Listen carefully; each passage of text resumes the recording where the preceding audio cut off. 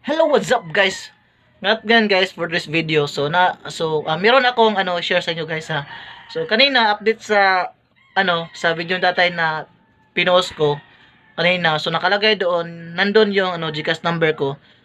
Tapos kaninang umaga, mga 9 AM, may tumawag sa akin. So anong sabi niya?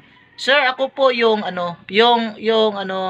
si Team Tagumpay. So ginamit pa yung page na Team Katagumpay, Team Tagumpay. So sinearch ko sa Facebook, yun, 9 million followers. So sabi ko, siya ito legit. Sabi ko, parang hindi kasi yung boses niya is parang bakla, parang gay. So yung si Tagumpay hindi naman. So yun talaga. So sabi niya sa akin, "Sir, magpapadala ako ng 30,000." So sabi ko, "Wow, ang laki naman sir. Maraming salamat po. Laking tulong na po 'yun katatay para makabili ng materialis sa kanyang bahay." So yun nga guys, marami pa siya tanong sa akin na anong pangalan ko, saan ako nakatira, tsaka ano anong kailangan ni tatay. Sabi ko ay yun lang po, gusto lang ko makatulong. So yun na. So sir, magpadala ako ng 100,000, ikaw na yung bahala. Sabi ko, oh sige, walang problema sir, maraming salamat. Okay, sabi ko sa kanya nga, sir, puntahan ko sa tatay, tsaka kayo na mag-usap. So, sabi niya sa akin, oh sige sir. Tapos sinabi niya sa akin, sir, ano ba yung GCash number niyo? So sir, nakalagay na doon. Okay, oh ito pala. So yun na. Sabi niya sa akin, sir, meron bang nag-text sa'yo? Sabi ko, oh, meron sir. So, GCash, OTA number. Sabi niya sa akin, sir, anong OTP number niyo po sir? Paki voice out po. So, vinas out ko naman, yun. Tapos, hindi ko nabasa.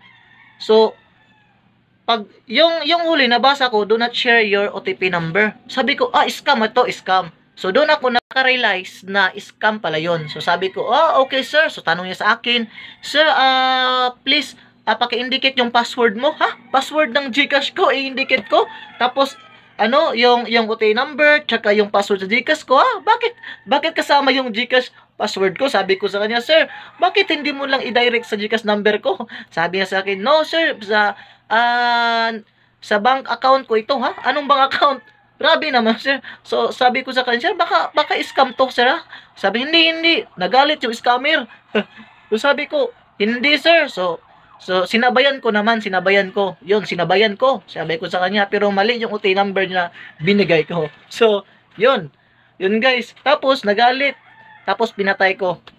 At ngayon naman, guys, ngayong oras na to, bago lang, meron na namang tumawag na bagong scammer. Lalaki na po ito guys, lalaki. Di ko alam kung sino. Sabi niya sa akin, hello sir, good afternoon. O yun sir, gusto kong tumulong. Tapos, yung pera na binigyan niya is 65,000. Wow, ang laki. Sabi ko, wow sir, laking tulong na po ito kang tatay. Makabili ng materialis. Sabi ko sir, oh sir, kasi nga sir, yun, gusto siya makatulong. Tapos, dinirect niya sa akin, sir, ano pangalan mo? Tapos yung edad mo, ha? Kailan ako mag 25? Ba? Sabi ko, parang parang same lang sila nung unang tumawag. Parang same lang. Sabi ko, scam ito. So yun, hindi ako nagkamali, scam talaga. So sabi sa akin, sir, meron bang dumating na nag-text sa'yo? Sabi ko, meron. Yun. Meron. So binigay ko pero mali yung OTP. Sabi niya sa akin, sir, parang mali yung OTP OTP mo. Sabi ko, oh sir, mali. Kasi scammer kayo. Sabi ko, yun, nagalit yung scammer. Sabihan ko kasi, binasa ko yung message sa GCash. Ang nakalagay doon, do not share your OTP code number. So, yun, sinabi ko sa sir, sorry, pero scammer ka. So, yun, nagalit. So, ayun, pinatay. So, grabe, no? 65,000 ginamit nila, tsaka manggamit sila ng tao na walang kamangmuwang. Si Team Tagumpay, 9 million followers. Grabe yung scammer. Kayong mga scammer kayo, wag kayong ganyan. Grabe naman kayo, lumaban kayo ng patas sa mga tao. Huwag kayong mang-scam. Grabe ha. Akala niyo sa amin, ano, hindi marunong? Kayo talang scammer kayo? Na. So yan guys, so mag-ingat po kayo sa mga scammer na yan. Grabe, sobrang scammer talaga. Grabe. 30,000, 65,000. Grabe. So yun lang guys. Good job, scammer. Akala niyo ha.